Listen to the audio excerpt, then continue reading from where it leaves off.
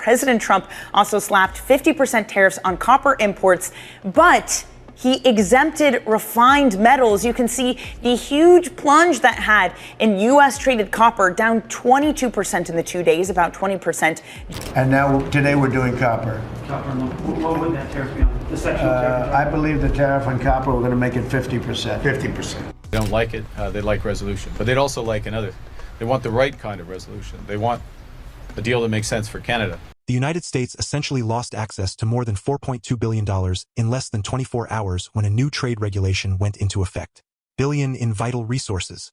American markets saw a 13% spike in copper prices, which hit a record high of about $6 per pound. For U.S. companies, that overnight spike on the Chicago Mercantile Exchange meant instant hardship. From home builders to electronics makers, it seemed like the economy had been yanked out from under them. And that was only the start of the chaos. A series of repercussions that could be linked back to one audacious decision at the top were going to hit American companies and consumers. Please click the like button before we start. We can outsmart the YouTube algorithm thanks to it. What caused this unexpected shock? President Donald Trump of the United States made a single announcement. President Trump utilized a rarely used trade clause to support his announcement of a new 50% tariff on all imported copper in early July, citing national security concerns.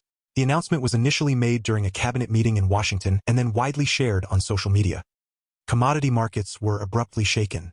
Trump maintained that copper is essential to America's high-tech and defense sectors, pointing out that metal is utilized in everything from power grids and semiconductors to ammunition and aircraft.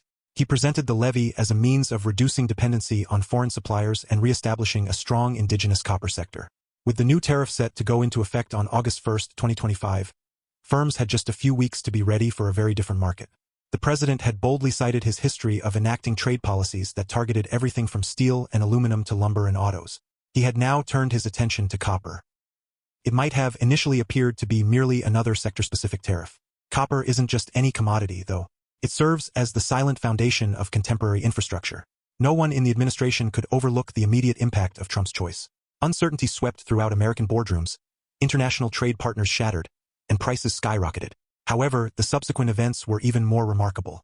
The entire scenario would soon be turned upside down by a retaliatory action by one of America's closest allies. We shall disclose this development later in this analysis. Please click the subscribe button before we proceed. It greatly aids in the channel's expansion. A serious upheaval in the world market for copper. As purchasers rushed to acquire supply before the levy hit, copper futures prices in the U.S. skyrocketed immediately. The following day, U.S. copper prices reached previously unheard of heights on U.S. exchanges, hovering between $5.65 and $5.69 per pound. Conversely, across the Atlantic, the London Metal Exchange's copper price. Fears of a sharp decline in U.S. demand for imported copper actually caused the exchange rate to slightly decline. A price divergence that traders had hardly ever, if ever, seen was produced by this inverse reaction. The price of U.S. copper rose sharply relative to that of copper on the international market. American copper prices are thought to be up to 25% more than the going rate abroad. In a world of rapid arbitrage and intricate supply networks, such a disparity is practically unheard of. This discrepancy specifically created an uncommon opportunity for arbitration. Entrepreneurial merchants.